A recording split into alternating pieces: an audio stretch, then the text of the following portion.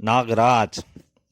इसके पहले दो भागों में आपने पढ़ा कि नागमणि नागराज की नीलामी करता है और बुलडॉग उसे खरीद लेता है और खरीदकर उसे आसाम के जंगलों में ले जाता है, जहाँ वो नागराज को एक मूर्ति चोरी के बारे में बताता है और नागराज उस मूर्ति चोरी के लिए निकल पड़ता है। पर मूर्ति की कीमत जानकर नागराज का इस मूर्ति को राको को लालच आया था। वो उसके मन में वो कहता है करोड़ों की मूर्ति, और मूर्ति मुझे मिल जाए तो। अब उससे आगे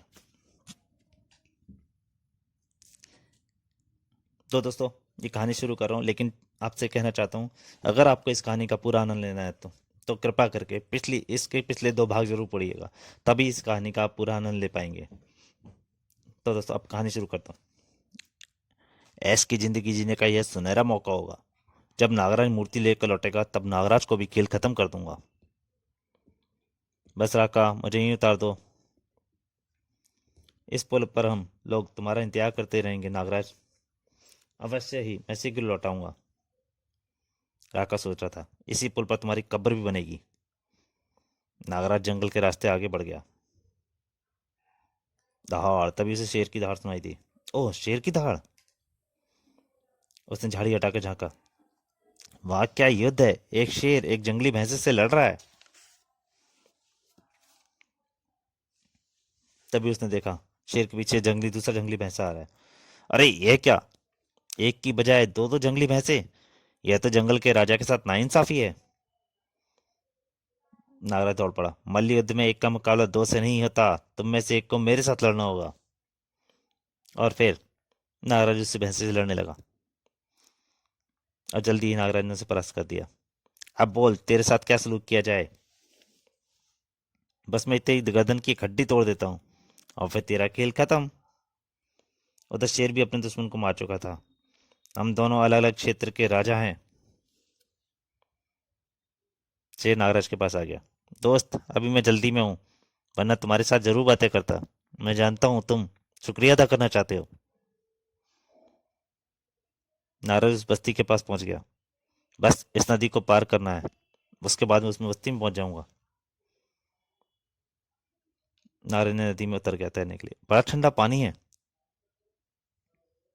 मुझे आधी रात के समय मंदिर में दाखिल होना है, तब तक मैं यहाँ विश्राम करता हूँ।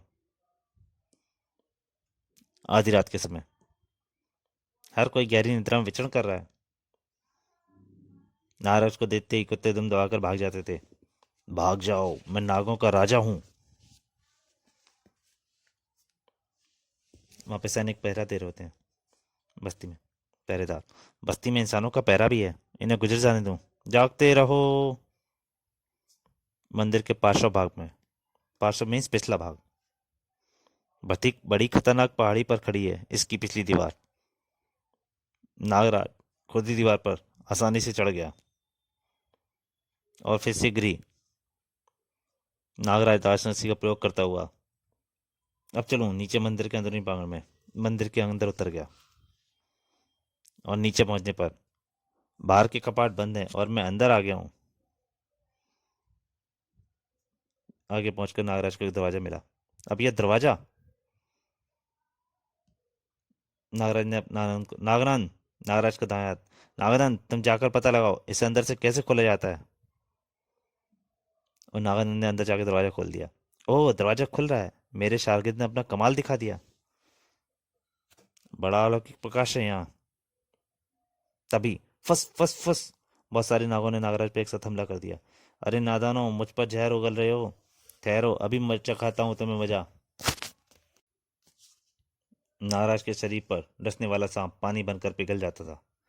देख लो, नागराज पर जहर उगलने का इल्जाम।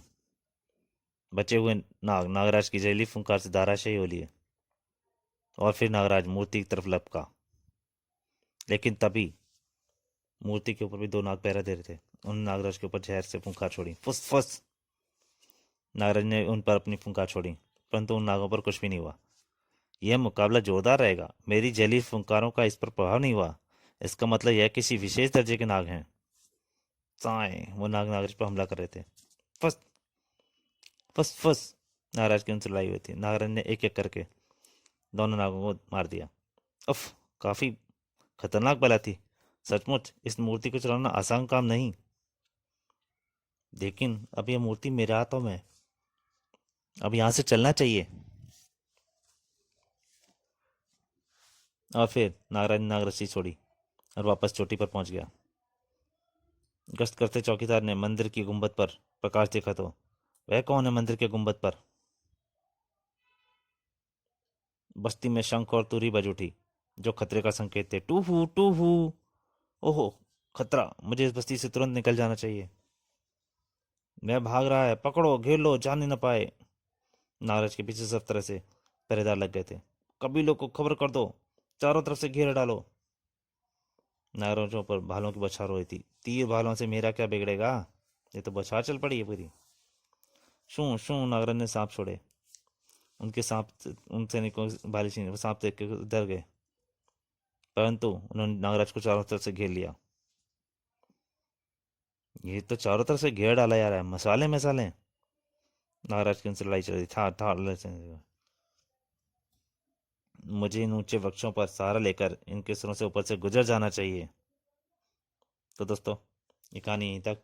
क्या नागराज मूर्ति लेकर भागने में सफल हो पाएगा? कौन था वो बाबा गोरखनाथ जिसके बारे में बातें हो रही थी, और कैसी शक्तियां थी उनकी? क्या वो नागराज को रोकने आएंगे? इन सब बातों के बारे में जानने के लिए इस कहानी के अगले भाग में पढ़ें। तब तक के लिए नमस्कार।